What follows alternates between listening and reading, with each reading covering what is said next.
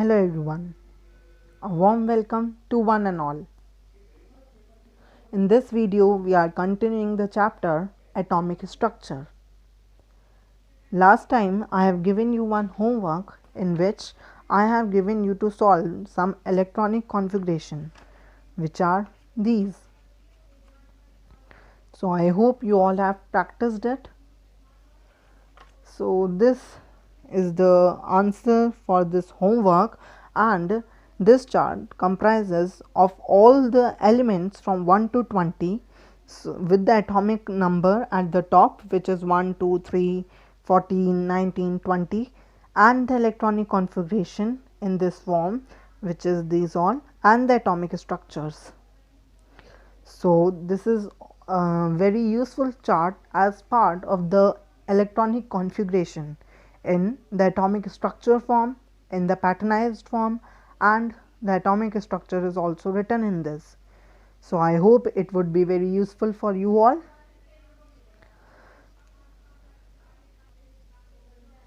So let's start with today's topic.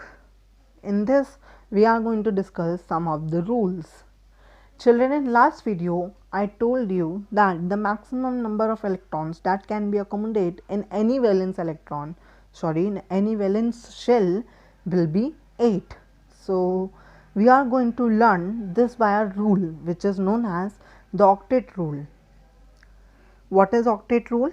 According to octet rule, an atom having 8 electrons in its valence shell or orbit is considered to be the stable and have a noble gas configuration, means having 8 valence electrons.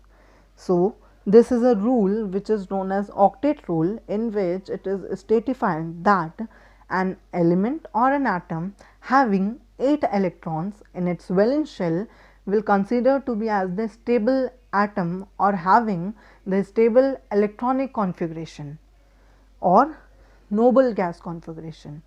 I hope you remember what are the noble gases.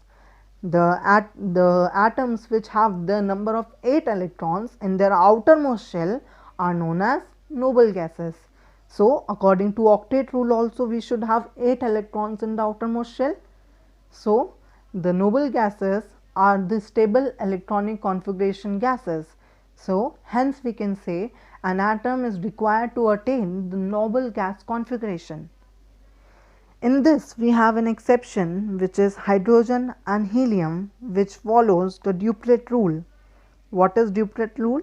Having 2 electrons in its valence shell, means K shell, because in this chart also you can see that the atom of hydrogen and helium has only one shell, means the innermost shell, which is the K shell.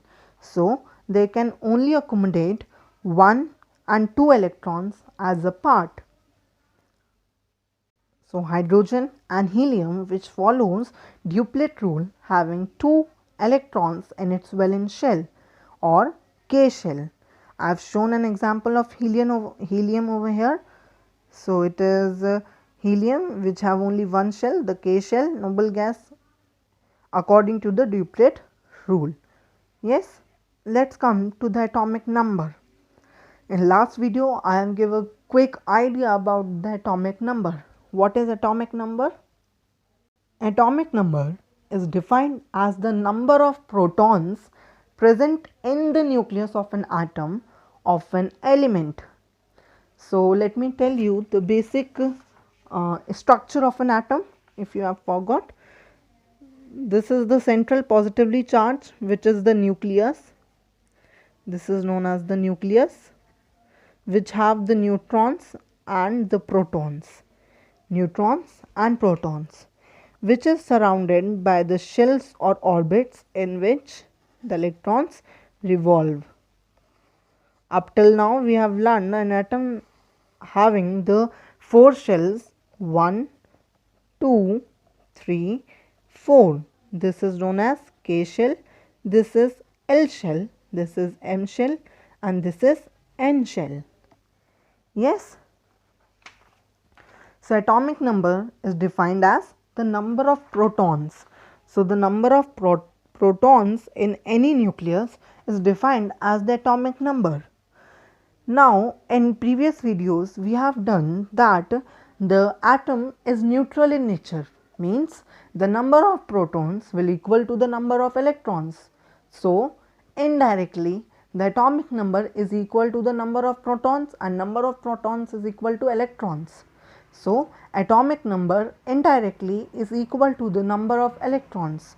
So, the equation comes, which is number of electron equals to number of proton is equal to atomic number. Atomic number equals to number of protons. It is denoted by Z.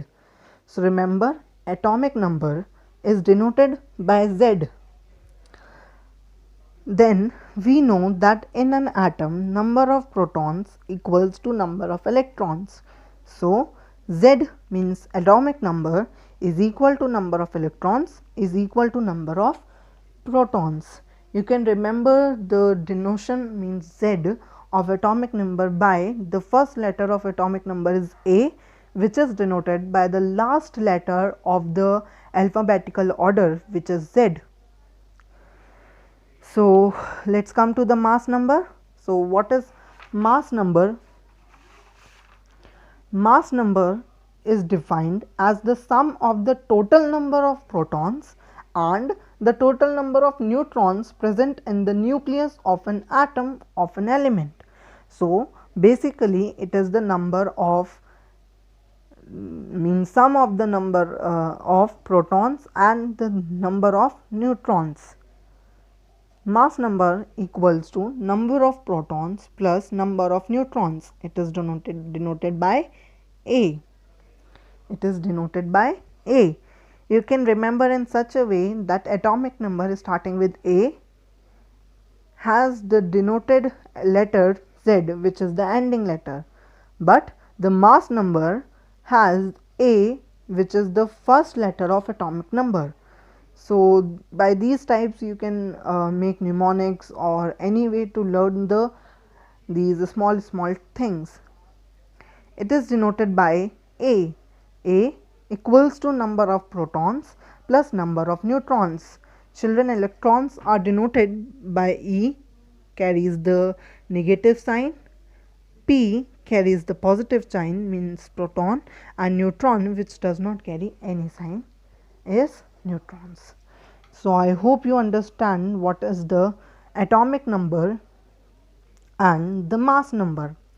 So, let us come to a chart in which we are going to see the basic understanding of all these calculations. In this, there are the elements which are lined in such a way from first atomic number to second atomic number. You can learn this in any way, but you have to learn this. Hydrogen, helium, lithium, beryllium, boron, carbon, nitrogen, oxygen, fluorine, neon, sodium, magnesium, aluminium, silicon, phosphorus, sulfur, chlorine, argon, potassium and calcium. Children, revise it 2 or 3 times, you will be able to learn it. Yes. So, hydrogen, helium, lithium, beryllium, boron, carbon, nitrogen, oxygen, fluorine, neon, sodium, magnesium, aluminium, silicon, phosphorus, sulfur, chlorine, argon, potassium, calcium. Over here we have its symbols, then the atomic number. If you learn the sequence in which these elements are placed, so you will be able to know what is the atomic number. So, the atomic number of hydrogen is 1, helium is 2, lithium is 3, beryllium is 4 and so on. At the last we have calcium equals to 20. So, atomic number indicates the number of protons and the number of electrons. So, the number of protons and electrons in the hydrogen will be same as the atomic number of hydrogen, which is 1. So, now you come to the conclusion that why the learning of these elements is necessary. If you learn these elements in the sequence which it is given, then it will be very helpful in order to learn the atomic number, number of protons, number of electrons and vice versa, the number of also neutrons. Mass number, you can learn it. So neutrons you will be getting by minusing the mass number minus atomic number. Means what is mass number? It is the sum of number of protons and number of neutrons. So how you will be getting the number of neutrons? Mass number minus number of protons. And how you will be getting the number of yes, number of neutrons means mass number minus number of protons. And what is the number of protons? Number of protons is equal to the number of electrons and the atomic number. So indirectly we come to the conclusion that mass number minus atomic number, which is equal to the number of protons, is equal to the number of neutrons. So in this we have come to the conclusion that mass number equals to the protons plus neutrons, neutrons equals to mass number minus protons, and protons equals to the atomic number, means Z equals to protons and number of electrons. So indirectly neutrons is equal to the mass number, sorry I have indicated with the wrong sign, A minus Z. Yes, the electronic configuration is also written in the way, so you can learn this. I hope this chart will be very useful to you all. So let's move on further. Now as we have learned the atomic number and the mass number, so we have come to the part of atomic notations. You have seen in your books that the elements are represented in these ways. So what does it indicates? By this only, like sodium, if it is written sodium, which is 23 and 11, you can come to the conclusion of number of protons, number of electrons, number of neutrons, atomic number, mass number, electronic configuration, and the atomic structure of the sodium. So what does it means? An element is represented by X, A, Z. A means mass number, Z is atomic number, and X is represented as the chemical symbol of element. For an example, like helium, which has the atomic number 2 and mass number 4, while the carbon has the atomic number 6 and mass number 12, sulfur atomic number 16, mass number 32, chlorine 37, 17. So I hope you have understood this. Ions, what are ions? Atoms attain a positive charge or a negative charge as a result of loss or gain of electrons is called an ion. Means when will a atom will gain the electrons? Children, in order to gain the in order to be stable, some atoms lose the electrons and some atoms gain the electrons. So in our previous slide we have discussed the metals, non-metals, metalloids and the noble gas. So children, the metals will generally donate or lose the electrons, while metalloids can do anything, can either gain or lose the electrons, while the non-metals will always accept the electrons or gain the electrons, while this will remain silent as they do not include in any chemical reactions. So the metals will donate the electrons, the metalloids can either donate or accept the electrons, while the non-metals means the elements having the 5, 6 or 7 number of electrons in their valence shell will accept the electrons. So this is what we mean by the ions.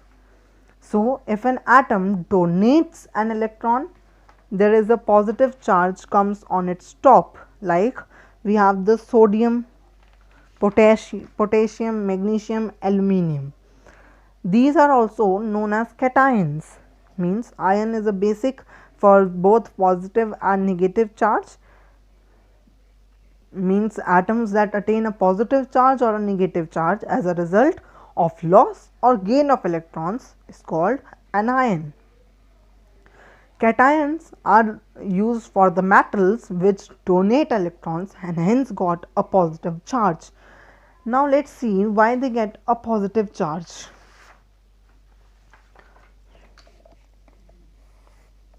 Like sodium, the electronic configuration is 281 as its atomic number is 11. Yes, now it has one extra electron. Yes, now take an example. Suppose you want some marks in order to get the full marks. Okay, so you can get the bonus marks up to 5, but if you will ask for the bonus marks at 6, 7, 8, will your teacher will give? No, definitely not. If her mood is good, then she can give 1 or 2 as the bonus marks, but not more than that. Similarly, an atom cannot accept, means in order to get this stable electronic configuration, it requires to have the 7 more electrons. So can any atom will donate 7 electrons? No.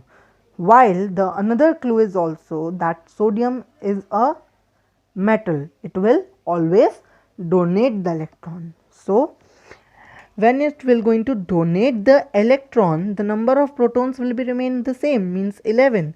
Now in this in sodium we have the number of electrons equals to 11, protons are also 11, while the neutrons are 23 minus 11, which will give you 12. So the number of neutrons are 12, while the sodium ion or cation means when it has donated one electron, what will be there? The electron 1 is donated, means the electron remains 10, the positive or the protons will be 11 and neutron will be the same 12. So the number of protons are greater than the number of electrons, hence it carries a positive charge. So I hope you understand it. Likewise, let's take an example of chlorine. The atomic number is 287, means 17 is the atomic number, the electronic configuration is 287. It requires one electron to complete its electronic configuration. So let's differentiate between it will require one electron, means these type of anions are known as anions. So this will carry a negative charge. Let's differentiate between them, the number of electrons, protons and neutrons. Electrons will have, means electrons are 17, protons are also 17 and these are 10 if the mass number is 37. Okay. Now Cl minus means when it has accepted one electron, means the number of electrons now in the atom has been increased, means the electrons equals to 18, the protons are 17 and the neutrons are 10. So as a result you will get the number of electrons are more than the number of protons, hence it carries the negative charge because the electrons are the negatively charged particles. So I hope you have understood it thoroughly, that how cations and anions are formed. So anions are accepts or gain the electrons, hence got negative charge. Example, chlorine, oxygen and sulfur. Now let's move to the radicals. What are radicals? An atom or group of atoms of different elements that behave as a single unit and carries a positive or a negative charge is called radical. Means those elements or those atoms or group of atoms which are of different elements but combined together to form a single unit and carries a positive or a negative charge are known as radical. For example, iron means Fe2 means ferrous, ammonia is NH4 positive, hydroxide is OH minus, phosphate is PO4 3 minus, nitrate is NO3 minus. So I hope you have understood what are radicals.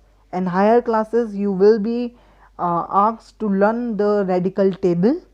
So let's not come to that part. So this was the last topic of today's session.